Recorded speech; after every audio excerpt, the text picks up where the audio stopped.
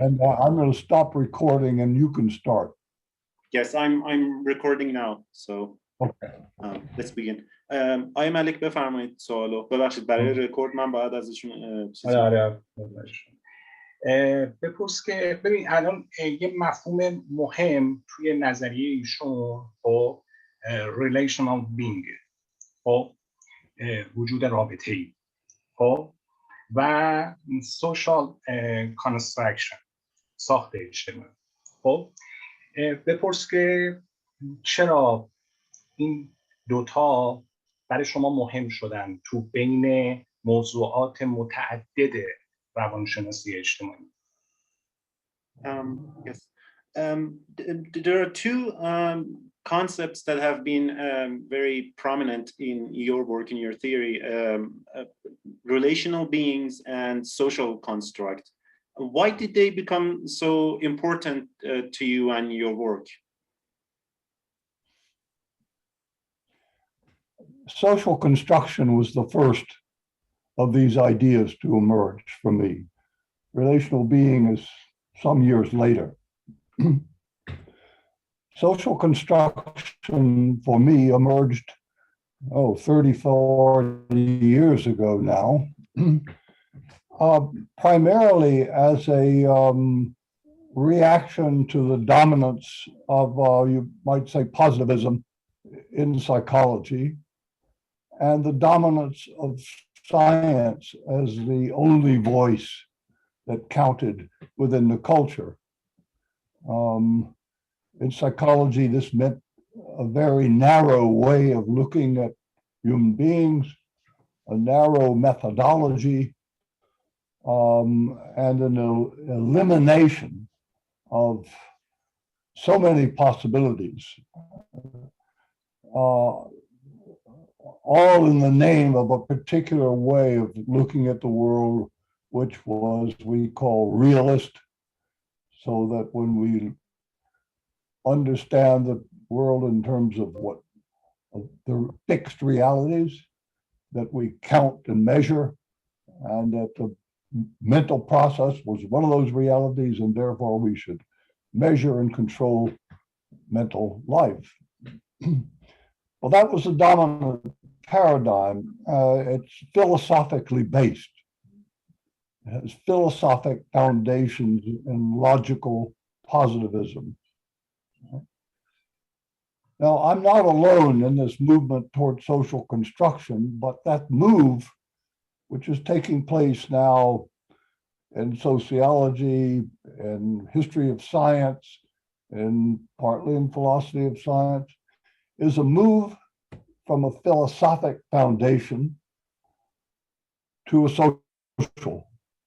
It is to say that science is a cultural phenomenon. We created it within a particular culture at a particular time. It has no foundations outside of cultural beliefs. And if that is the case, then positivism has no claim to what psychology should be. Let's look at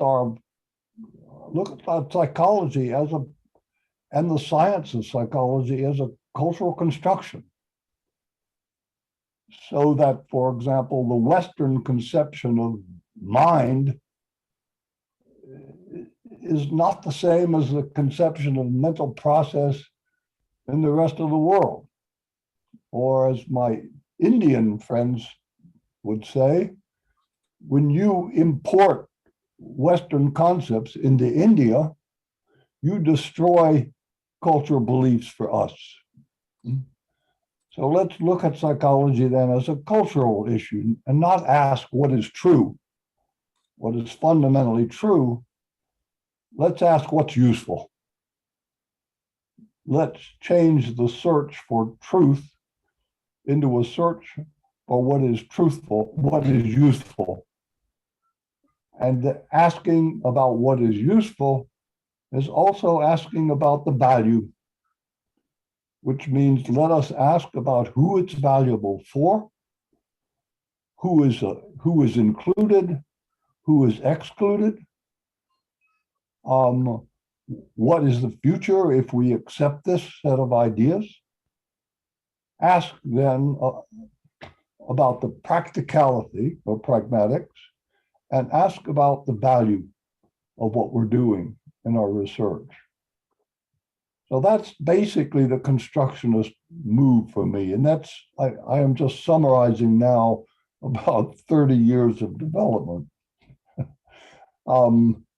It is an attempt to liberate psychology from any single perspective, any singular methodology, and to say, let us enrich the world with what we're doing, with multiple perspectives, multiple methodologies, multiple ways of doing things, and share these across the world.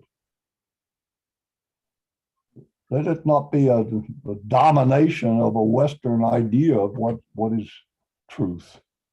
Let us make it multicultural.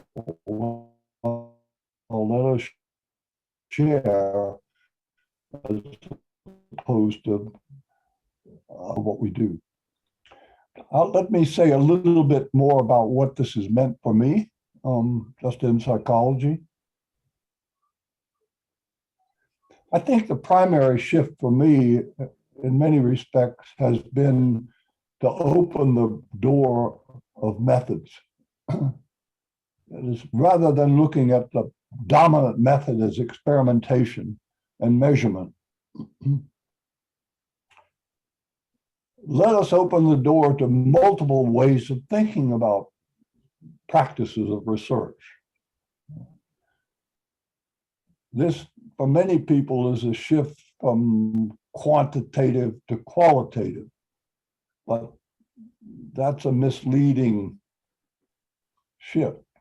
Like what, for me, you open the door to multiples. Let's not call them qualitative.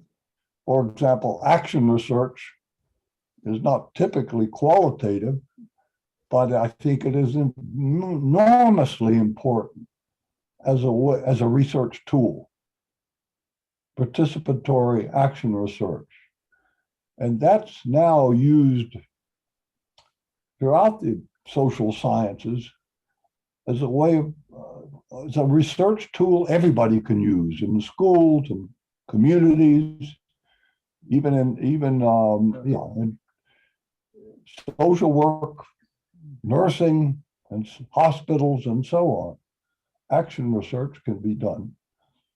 But it's also an opening to multiple methods. Narrative, for example, is a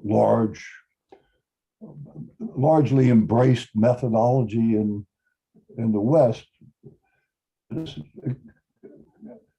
Finding people's stories of their life in particular situations.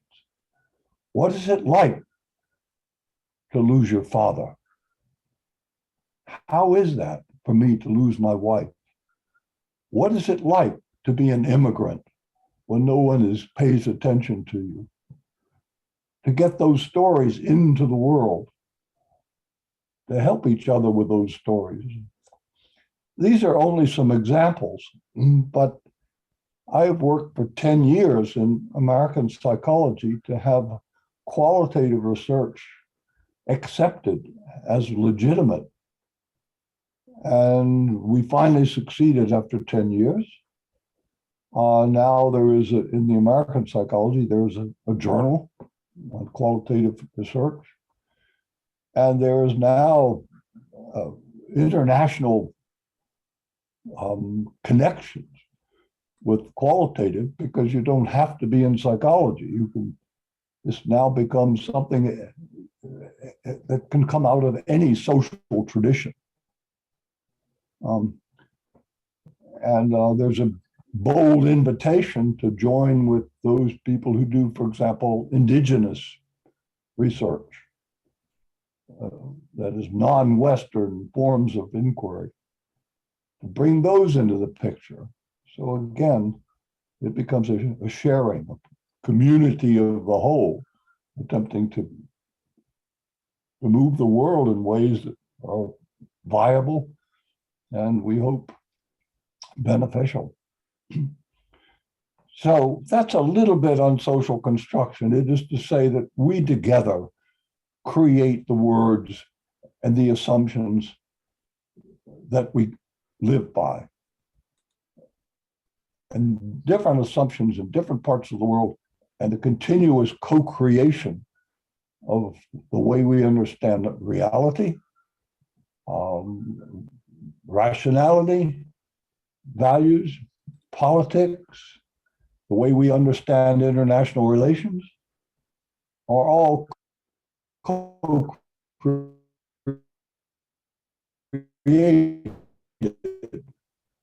That means that is we together at this moment in our discussion could now create a new understanding that might be useful in different ways, different times. So that's a little bit on social construction, and I can say more if you would like. Oh, yes, Marty, you asked about positive aging. That is, for me, one application of social construction. Something like, let me try to explain. We have this picture, at least for us, of development as a kind of a curve, the positive curve. You develop as a child, get better and better, and then you live as an adult and you're productive. And then aging is like that. Right? So that is our picture. Aging is going downhill. So we live our lives with the dread of aging. Like, oh my God, my hair is gray. Oh my God, I can't do this anymore. I'm falling off. No one wants to grow old. It's looked at as a deficit, like being depressed. So what my wife and I did was to say, why don't we reconstruct the idea of age? So let's say there's development and there's maturity and there's aging. So that is a positive slope. It's an entry into a new space where you can do things you never did before. It's a space of unfolding, of new horizons. And be happy that you can get there. Look forward to it. So that's the conception. Now, how to make that conception real? So we formed a newsletter called Positive Aging, and we wrote some articles. And we take all the data we can get from social science of all kinds, health science, that takes that positive view. When you can do 100 studies of decline in the rapidity of reading, you don't read so fast. 100 studies. But there are also studies of wisdom. That is the capacity to balance multiple ideas. There are also studies of emotional stability, whereas when you're young, you're far more angry, depressed, sad. Aging, you find far more in a way of stabilized, general good feelings about the world. So we put all those kinds of findings into this newsletter, into our writings, and send it out. And thousands of people were taking this newsletter, and people translated it into other languages. So it went into 7 languages. We just gave it away. Now, sadly, since my wife's death last year, she was the dominant force. I cannot do that newsletter alone. but that at least you understand the application. Let me give you one more application. It's the psychiatric categories for mental illness. Who has control of those categories? Who made them up? Whose construction of the world is that? Because when those categories are made public by the professions, people begin to believe them. That becomes their reality. So 100 years ago in the United States, we did not have depression. No one was depressed. Now, I think it's about half the population will be diagnosed with depression or talk about their depression during their lifespan. Here's another one. Oh, attention deficit. I don't know if you have this. School kids. There was no attention deficit 30 years ago. But once that diagnosis is there, you can take any school kid who is not paying attention or who is not making good enough grades and diagnose that kid as attention deficit, put them on drugs, and they will make higher grades. The student is not upset. The student is not feeling ill. It's the teachers who think the student is ill. It's the parents who don't like the child. So now 1 in 10 students in the United States find themselves diagnosed with attention deficit. So the cost of drugs, people's sense of themselves as being ill, is created by the psychiatric profession. So I've become part of movements that raise questions about that look for alternative answers, look for alternative ways of thinking about cure, get people off drugs.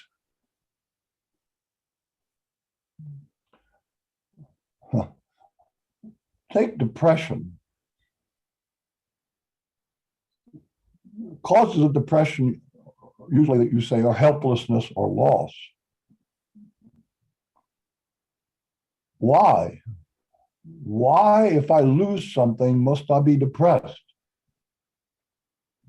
Are there alternatives? Buddhists don't believe that. If you lose, that's part of life. We live with loss, accept loss, embrace loss. Depression is only one answer. But once you put it into the diagnostic category, then sure, everyone who loses anything should be depressed. Anyway, antidepressants now are billion-dollar pharmaceuticals in this country, not because people are mentally ill. So that's that critical capacity to question the assumptions that are taken for granted and to create alternatives. All right, maybe that's enough on social construction. Yes, thanks. آقای نخی بپرس که پس بنابراین شما به عنوان جدیترین منتقد رویکرد متعارف روانشناسی اجتماعی همه آنچه در 100 سال اخیر در حوزه روانشناسی اجتماعی گذشته رو میتونید به نقد بکشید، چون مطالعات تو این حوزه در ارتباط بین سلف و جامعه بوده و این دوتا رو جدا از هم تعریف می‌کردن. So as probably as the most serious critic of the conflicting approach of social psychology, we could say you're criticizing the past 100 years of that field of work, because they've been looking at those two entities as separate and talking about their relationship. So you're criticizing that approach. Yes, that takes me to relational being. Yeah. Now, look, realize that when I criticize, I am not trying to eliminate. That is, my critiques are never to let us take that and take it out of psychology. My critique of the past is not let us not do that anymore. So understand my critiques are not nihilistic. All right, they're not trying to eliminate. They're just trying to expand. All right. Hold on. All right. So relational being is another way of looking at the world. Not because it's true, it's to open a space of understanding. And I feel I can do this because as a constructionist, I can create new theories. Because a new theory is like a way of seeing the world. So it's an invitation to look at theory as a way of expanding vision, not as necessarily saying what's really true. Okay. The problem, as I see it, grew out of my critique of Western individualism. That's where it started. We in the West understand society is made up of individuals. Each individual has the right to their own thoughts, their own values, their own way of life. And that's not a bad idea. But the way that has worked out in the United States, it's very similar to being selfish. It's being similar to being narcissistic. I, me, I want, I am the best. I will be better than others. I want more than others. I mean, that's the way it's gone, particularly with capitalism. I have more. I'm bigger than others. And so it created a social structure which is highly stratified. It creates a competition among all people. It now creates a political sphere in which we are so polarized that we cannot do much for policy. We just fight each other. This is right. No, this is right. Part of the reason we have 600,000-700,000 people died from COVID, because I have a right not to wear a mask and not to have a vaccination. Political right. So what is the world? What is our understanding of the world if we each look at each other as separate? You there, me here, and each person for themselves. You know, I'm going to do this. I'm going to talk about this for a few moments just in terms of our relationship. For example, we are each in one of these boxes on the screen. If we did not have each other and we're just in that box alone, we couldn't say anything, we couldn't do anything. What's really important here is what's happening between us. Did you ask me something? I try to tell you something. You attend, you ask more. We're having a conversation, although it's one-sided, but you're giving me the right to talk. What if the most important things we have are that process, not you and me, but the process? Not the you and me we can see in the boxes, but the fact that we are sharing with each other. And that process where we're co-creating meaning is more important than any of us alone, because we can't even do it alone. You can make it more concrete. No one can develop a language. That is language. A sound is not a language until someone else agrees. I am not making any, I'm just making sounds until you have some capacity to do English, because it's a kind of has its rules that we made up, but we made them up. That is, people together made language. No one could do it. Only we together can make language.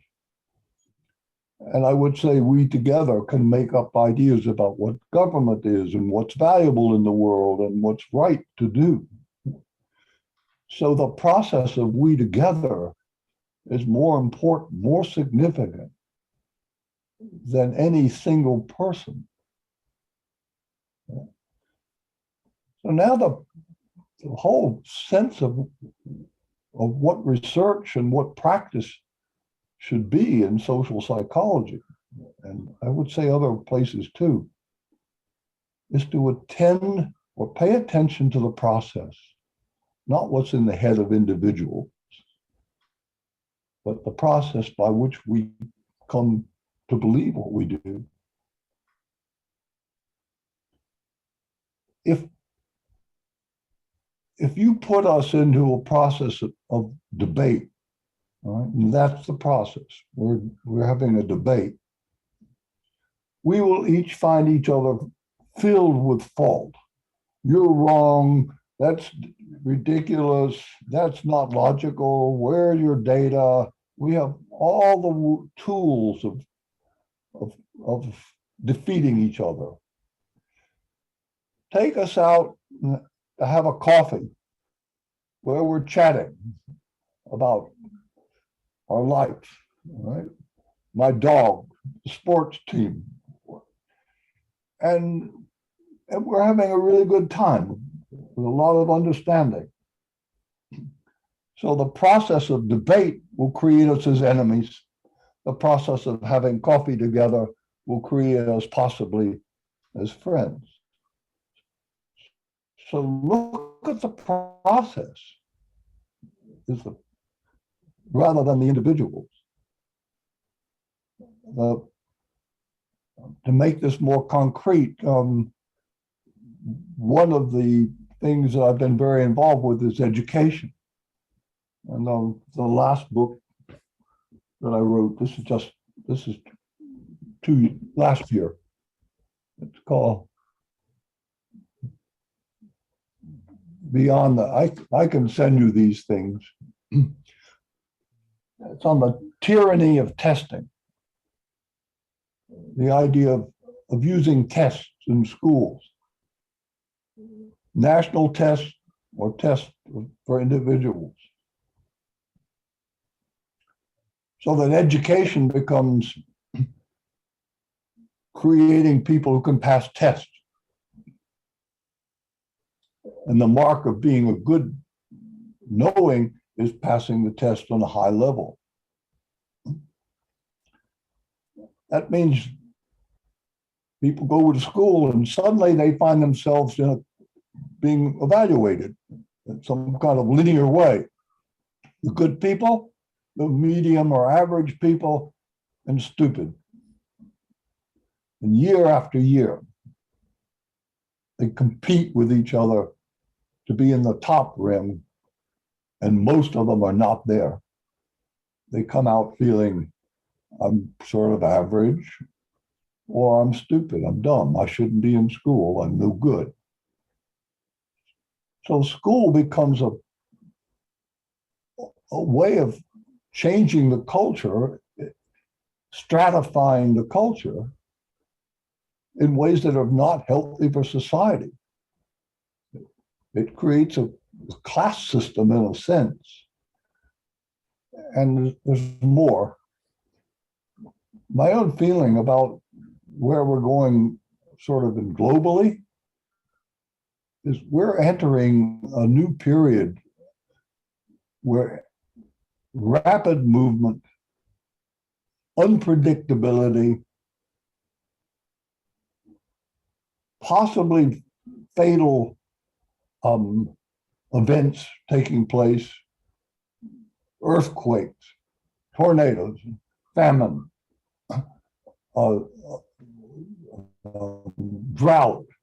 All this is now part of our lives. Disease now moves around the world.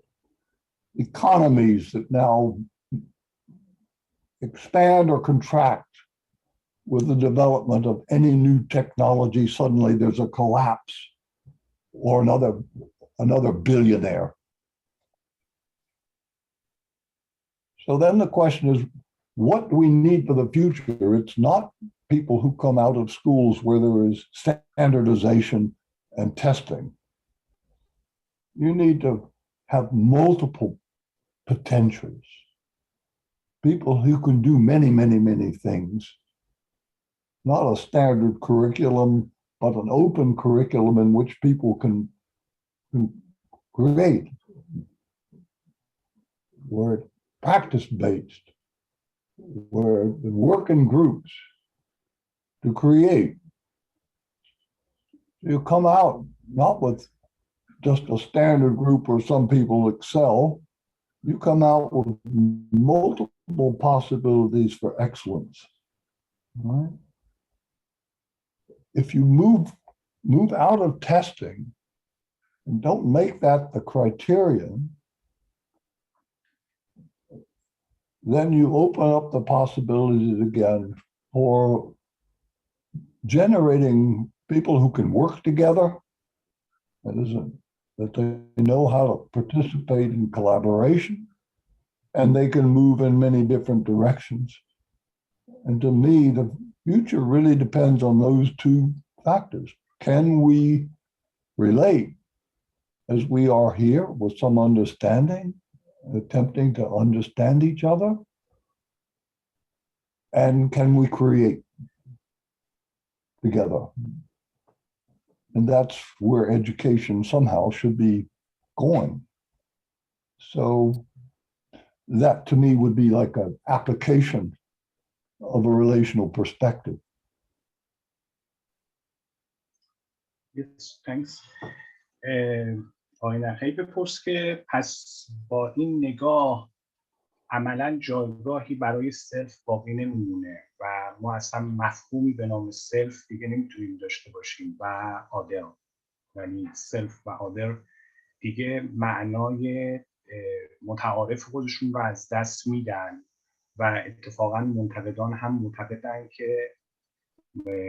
ایشون هم باور دارن که با نظریه رابطه‌ای اون چیزی که ویران میشه سلفه که از جنین شکل میگیره و ژنتیک نقش مهمی در شکل گیریش داره. So with the view that you're describing, what gets eliminated from the process is the concepts of self and other. We can't really have those concepts with their conventional meanings. And that's what your critics also point out. They say, with your relational theory, the self is no longer a valid concept. The self that gets created since the fetus stage, because it's the genetics that begin that process. So that's the criticism to this view. Some of your words are breaking up, and I'm not sure why. So can you say that again? I'm not sure I understand what you just said. Sorry, it's probably my internet connection. No. The question is, with the view that you're describing, the thing that gets eliminated from the process are the concepts of self and other. And with your relational theory, they go away. And that's what the critics of your relational theory say, which is that with the view that you're describing, the concept of self that begins at the fetus stage because it's genetics, it no longer has any valid stage, any valid status. Yeah. Okay. Let me again underscore something I said earlier. My attempt here is not to eliminate. We have a language of self and other already there. It's not going to go away. You can't just stamp out language. It's again the question of the dominance of that language. Because the language of self and other is a language of separation. We can't eliminate it, but what we can do is expand the possibilities so that does not become the real. That it does not become objectively true that there's self and other, and therefore the only thing we should study or care for. So you can't eliminate it, but you can generate an alternative which itself would be eliminated. If you only had self and other, you would eliminate that. And that, it seems to me, this self-other, not you or me, but the me-you, is more important than the self and other. Let's do not self and, but self slash. That is,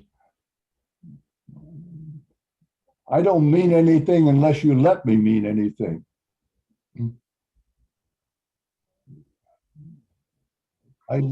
I need you to be me. I can't separate out me from you. It is we co-create meaning.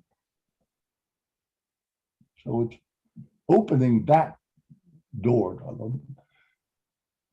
to practices of collaboration, not practices of self-perfection.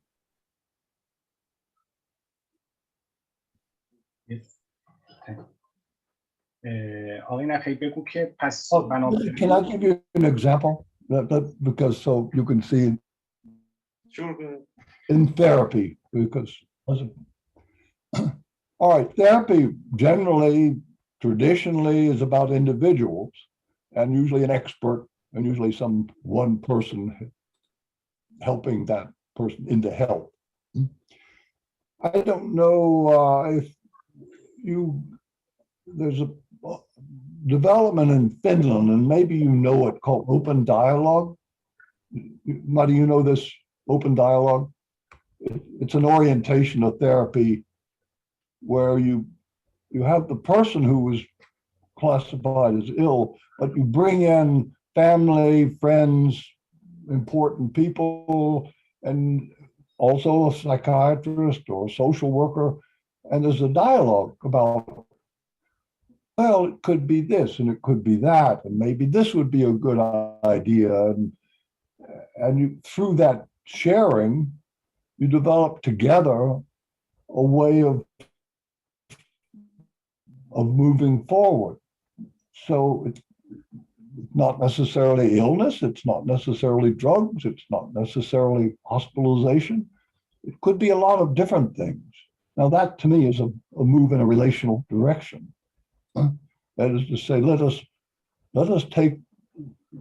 enrich the relational process in which this is happening.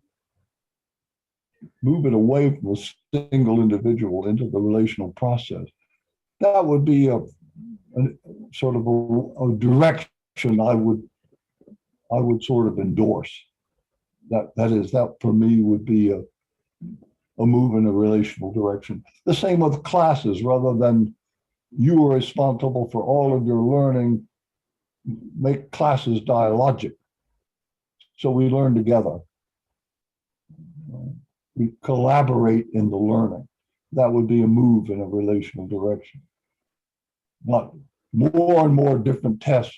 I mean, we in the United States, we have books of tests for students of personality, whether you're inner directed, outer directed, or they all hundreds of tests for who you are.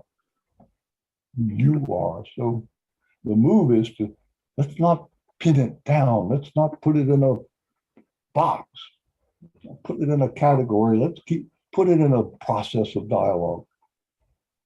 Let's consider everything is subject to movement within the flow of dialogue.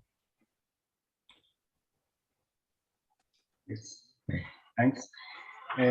بگو که پس ولی وقتی که یک فردی مبتلا به اختلال شخصیت، مثلا اختلال شخصیت مرزی یا اختلال شخصیت چنگانه، به یک درمانگر مراجعه میکنه، روی یک شخصیت ثابتی وای نستاده، او هر جلسه بی‌ثباتی رو داره به نمایش میگذاره. پس این رابطه چطور میتونه شکل بگیره توی تراپی؟ The thing is, but when someone with the borderline personality disorder or multiple personality disorder comes to the therapy, he's experiencing and he's expressing and showing instability in his personality and himself. So how can a relational approach work in that situation when the person doesn't show any stability in who they are? Yeah. There's no one answer, obviously, but let me talk a little bit about a movement here on what's called hearing voices. That is, people, the class of people who hear a voice that says inside them that says do this or do that, or hit your head on the wall or kill your mother, or someone. It's a voice. Usually those people are classified as schizophrenic. That's a major category, schizophrenia. It's a little bit more severe than borderline personalities in that area. Okay, so often those people end up on drugs and in hospitals. That's fairly common. There's a movement among people who've been in mental hospitals to say, wait a minute, why is it an illness to hear voices? Many people may hear voices. Why do we look at that as illness? I was looking for a shirt. There's a shirt I have called I Hear Voices. It put out by this movement to say, look, everyone hears voices of some kind. Don't make it an illness. If you have trouble with it, let's talk about other things to do. So that if you hear voices that bother you, put on some music. Call up a friend. Take a warm bath.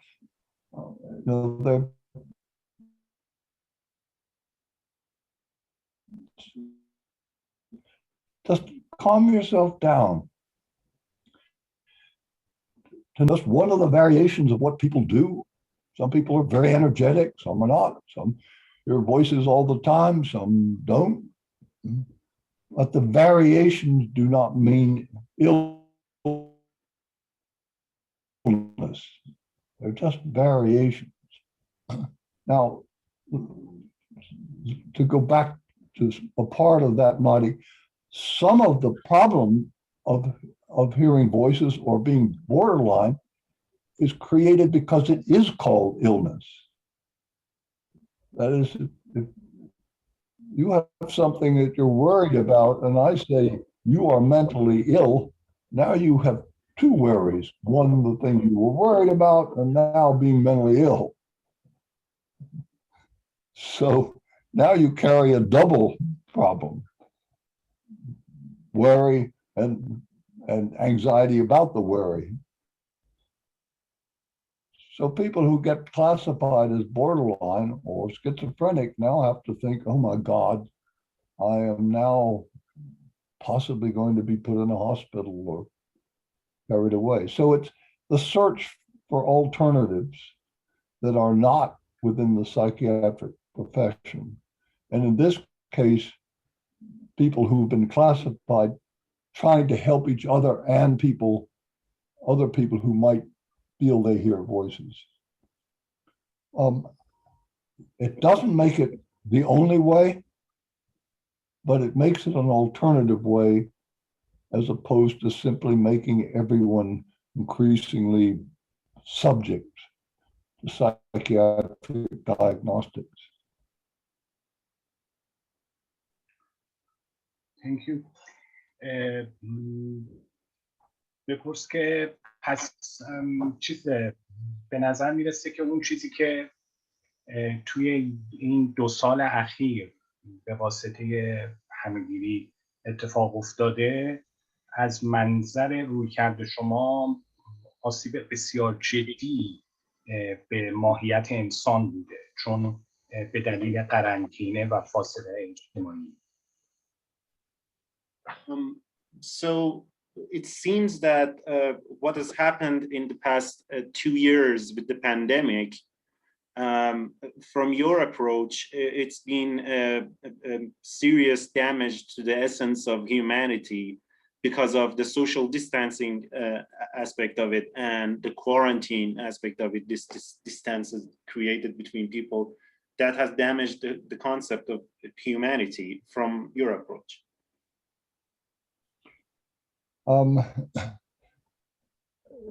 Yes, that one could draw that conclusion. That's possible.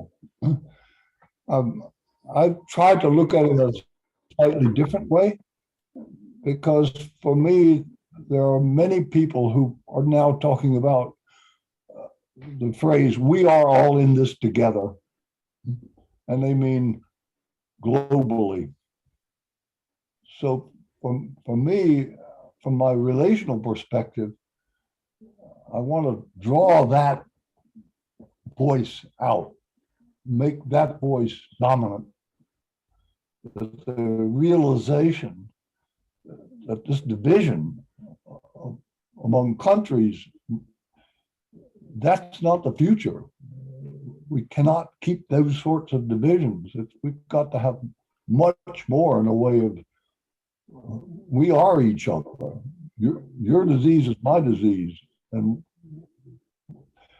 so I like to see this, again, also with environmentalism, as a way of bringing us together in a way that, it's basically a threat to our future. I just did a little book. Do you know the Taos Institute, Marty? Taos Institute?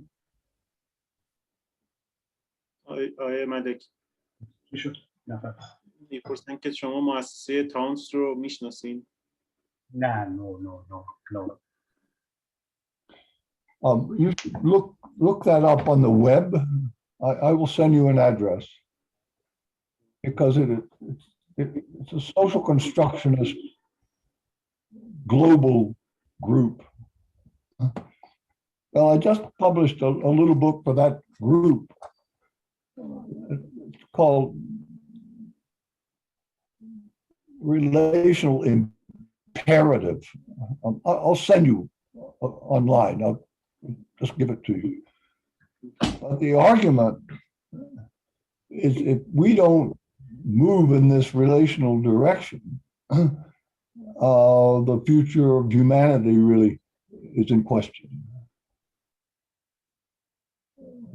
Or let me talk just a moment, okay, about international relations. The way we look at international relations is each country is a singular entity. It's like individualism now on a global scale. Each country out for itself, its well-being, its strength, its way of life, and everything else is competition, right? Pretty much. Who is the strongest, the greatest, the wealthiest, blah, blah, blah. What is our future if the structure of our relationship is competition? It's like debate. We are all going to be out for self and somehow make sure the other is weaker, not as good as we are, and not a threat, and is not taking anything from us. So if that is the relational process on an international level, God help us. We somehow got to see the process as more important than the individual entities. So that's where that book goes, is trying to say this way of thinking about the process of relating is what I call imperative. That is, it's essential for the future. Yes. بپرس که پس ولی دیده میشه که یعنی این چنین احتمالی وجود داره که پس از پاندمی روابط انسانی دچار دستخوش تغییر اساسی بشه از این جهت که دیگری پررنگ‌تر میشه به عنوان یک عامل تهدیدزا. There's this possibility being considered that after this pandemic and after this, with what's going on right now, the other becomes a more prominent part of the idea of relationship, based on the idea that it's become a threat. You're somehow threatened by the other. The very existence of them could threaten your life and your way of life because of the pandemic that's going on.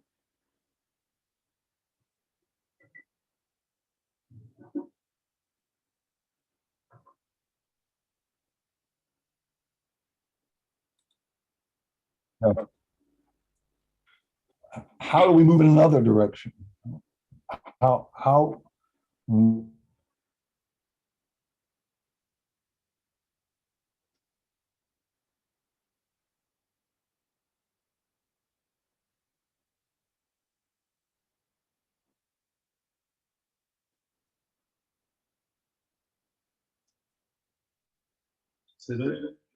شما نه برای منم قطع شده. من فکر کنم اینترنت من مشکل داره. What would be the practice? I'm lost. Oh, you're back. Oh yeah. We lost connection. Yeah. Yes. We basically didn't really hear any of your answer. We lost connection right at the beginning.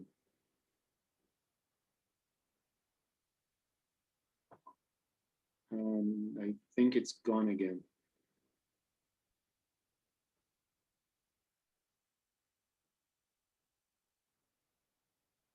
آقای ملک من همچنان دوباره ندارم صدا رو. من ندارم.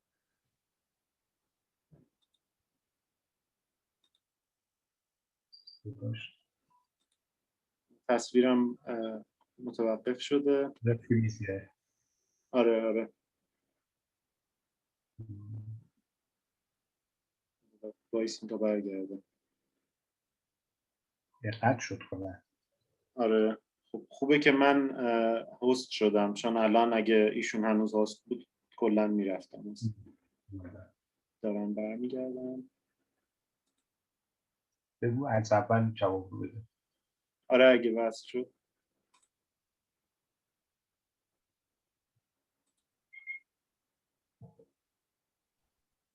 Are we connected? Oh yes, Yes. yes. Yeah. Okay. We didn't hear any of your answer because we lost connection right as you were starting. Yeah. We are all trained very well to protect our own self, our own territory, our own traditions. Okay? Yeah. We know how to do that. The question is, can we learn how to do something else? What would be the alternatives? The tendency to protect self is almost natural. It almost feels biological. What could we do that's not that? Now, here I get into a lot of movements that are happening now in the world to what's called collaborative governance. Am I still Yeah. there with you? Yeah. We can hear you. You hear me? Yeah. Yes. Okay. Collaborative governance are experiments with trying to bring government and people to work together. Right? So it's not government telling us what to do and making policies. It's government working locally with various groups to do things.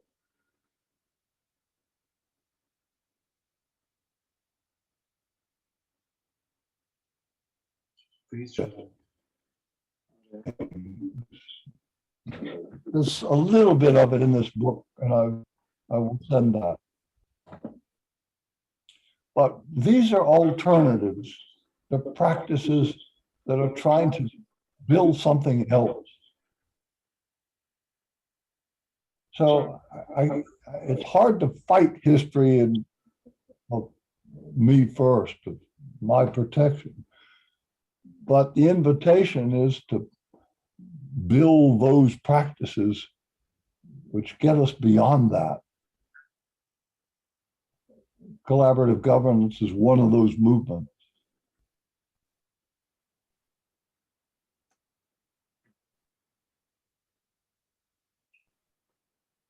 Yes. Let me give you just so it doesn't look totally helpless. There's a movement in Brazil where they try to they make community conversations. They bring people together to talk about issues that are important to them. But they do it in a way that generates empathy, not who is wrong or right. How do we understand each other? Now that's an interesting practice. And the point is to share that practice. Maybe I could do that. Maybe it'd be useful here or there. As to create internationally practices, to share those practices that allow us to do something that we weren't doing as more collaborative and has more promise for the future.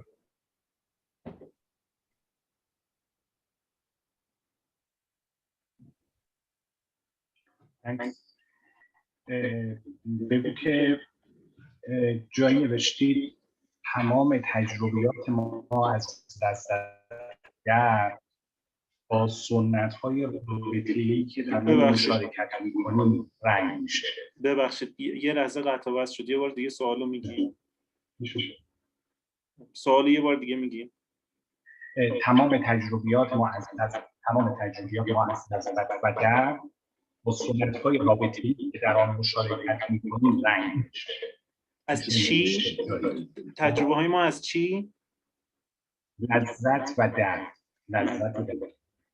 یه بار دیگه بگین کلا ببخشید چون با سنت‌های تمام تجربیات ما از لذت و درد با سنت‌های رابطه‌ای که در اون مشارکت می‌کنیم رنگ میشه.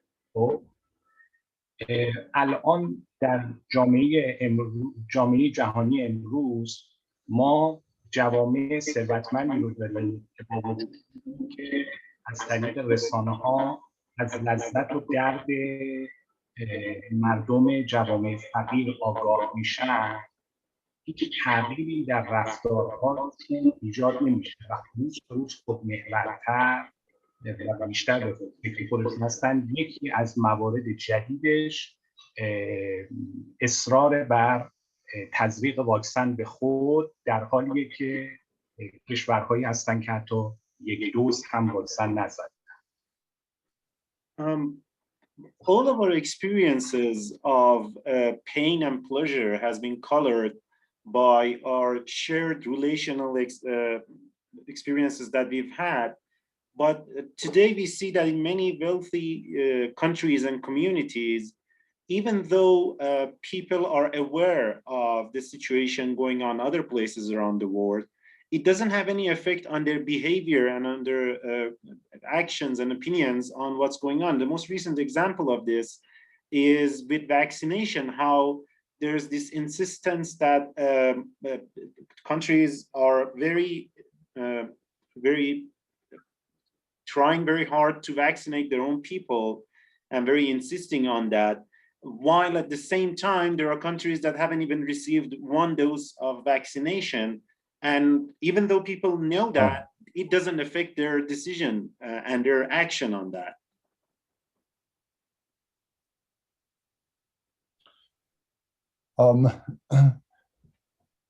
Yeah, which is really unfortunate. But again, we inherit from the past these traditions of self-preservation. Every nation trying to preserve itself. And that tradition is really strong. You can't step out, even if you know you must. It's the same with the environment. I mean, we know we have to do something about global warming. We know that. But because we have this tradition of every nation protecting itself, it's very hard to move in that direction. I don't want to say it's zero. I do think that there is an attempt by factions in many countries to help each other. It is happening. It's just not the dominant happening. There are drug companies that are trying to give other countries the ways of making these drugs themselves. They give away profit, so it's yours. But it's not many of them. There are exceptions. How to make the exceptions much more like the way we should? I don't have an easy answer to that.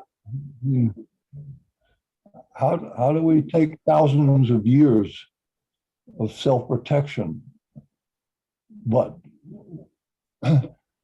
I think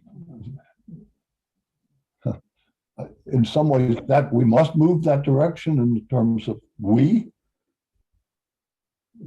how the practices.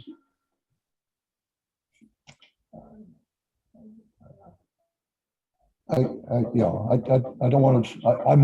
If I go further with this, I'll just be mumbling to myself. Don't let me bore you. No, I do not have an answer to that. Yes. بگو که ما یاد وقت شما گفتیم بیش از این وقت نمیدونیم تنهاست یک سوال داریم سوال آخر. شما استاد برجسته روانشناسی هستید، در جهان هم شناخته شدید و سالهای سال در حوزه روانشناسی تحقیق و تدریس کردید. در ایران دانشجویان زیادی هستند که در روانشناسی دارن تحصیل می‌کنن شما به عنوان یک استاد روانشناسی چه توصیه‌ای برای اونها دارید؟ This will be our last question because we've already taken enough of your time. But for the last question, you're a world-renowned professor of psychology, known all around the world. You're one of the most prominent people in this field. In Iran, there are a lot of students choosing psychology as their field and going in that direction to study this. What kind of advice would you have for people in Iran who are studying psychology, who are starting out on this path?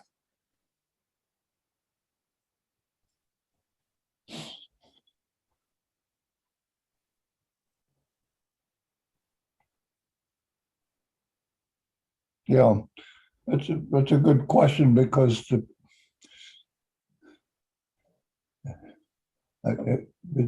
depends on the field of psychology.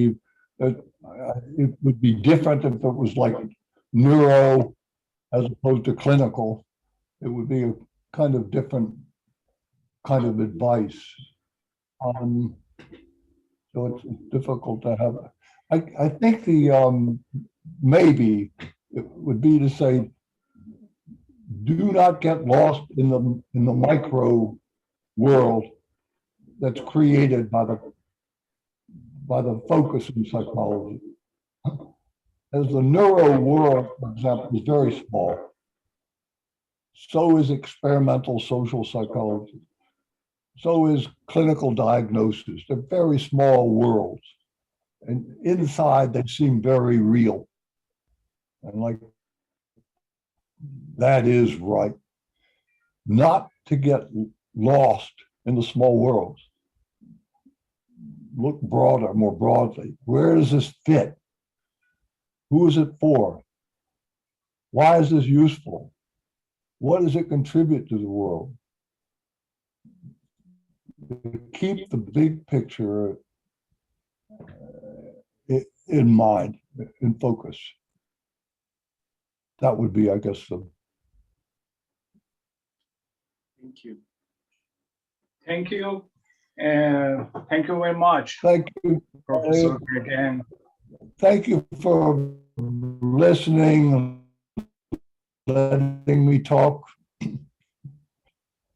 If you need more, write to me. Yes, sure, we will do that, certainly. And thank you for your time.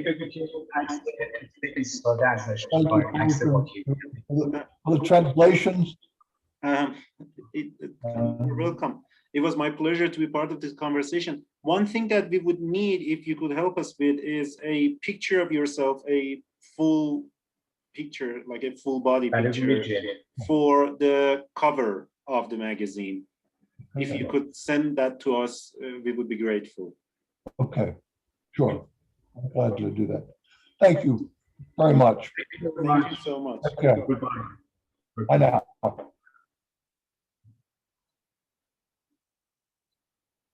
آقا دست در نکنید. آقا مخلصیم. ببخشید من با این هیبت اومدم. اول مصاحبه که شما نیومده بودید گفتم بهش که ببخشید من اینطوریم و اینا. اینکه اشاره کرد به فوت همسر خودش و فوت پدر من، چون صحبت شد شما نیومده بودید همینجوری داشتیم صحبت می‌کردیم. گفتم که من به خاطر این یه تراپی هم شد. چی؟ میگم یه تراپی هم توسط یکی از بزرگترین روانشناسان جهان شده. نه اتفاقا جواب جالبی داد. گفتم که آره مثلا من همچین اتفاقی افتاده و اینا، این یه رسم فرهنگی ماست. گفت اتفاقا منم همین مثلا اینکه سال گذشته خانومم رو از دست دادم. اگه من بودم الان تا اینجا ریش داشتم، یعنی مثلا فکر که حالا اونم الان چیز کنه. و یه ذره اون تیکه‌ای هم که گفت روابط بین‌الملل، برای اینکه گفتش که مثلا خب میگم همینجوری وایساده بودیم تا شما بیان، گفتش که خب شما هم توی مثلا مجله‌ای. گفتم که من مثلا همکاری تو ترجمه میکنم، من خودم روزنامه‌نگار سیاست خارجی ام. بعد یه ذره صحبت اینو کرد که واکسن اینا چجوریه، بعد برای همین وسطش گفت نخعی مثلا توی روابط بین‌الملل اینطوریه. یک گپی زدیم. می‌خواستم به برادرش اشاره کنم بگی که یه وقت مصاحبه هم برای روزنامه شهر والا من تجربه‌ای که داشتم یکی از بدترین کارهایی که تو صحبت با یه نفر میتونی بکنی اینه که بهش بگی داداشه. یعنی خانم شیرافکن هر دفعه کلی شاکی میشد، هر وقت بهش میگفتن آمنه. محمود اشرفی ما توی روزنامه همدلی شاکی بود از اینکه همه هر وقت میشنیدن اشرفی فکر میکردن داداشه، چون داداش معروف تره. همه میشنیدن اشرفی میگفتن آقای اشرفی، بعد میزنین میگفتن شمایی داداشش. گفتم الان بگم این هم میگه ای بابا ول کنید، من روانشناس برجسته دنیام، من مهمم، خودم نمیخواد اونو بکشی وسط. میگه اینطوری. آقا دستی در نکنه، فقط نخیجات این خیلی فرسی، خیلی. شما یه زمان بده من تقسیم کنم ساعتشو تو روزایی که تا اون روز هست. ببین ما تا شنبه فرصت داریم، تا شنبه. همین شنبه؟ بله دیگه عزیزم، گفتم خیلی فرسی. ببین آیه ملک، من فردا دارم میرم قم، فردا و پس فردا قم هستم و خب قمم کار نمیتونم بکنم الان. اگه ممکنه یه 2-3 روزی بیشتر فرصت بده من اینو برسونم. چون میدونی الان ما مثلا مجله رو بستیم، فقط الان مونده بود مصاحبه گیر کرده برای چیز کردن. خب بعد دوشنبه من تا دوشنبه میتونی؟ آره دوشنبه. ولی ببین روز دوشنبه به من بدی یا نه که بدی سه شنبه یا چهارشنبه؟ نه تا ظهر دوشنبه نهایتا، تا قبل از شرق دوشنبه من میفرستم. من اون قولت حساب کردم. چشم حتما، نه حتما. مخلصیم. قربونت بشم. مرسی. مخلصیم. سلامت باشین. خدا. شکرم. خدا.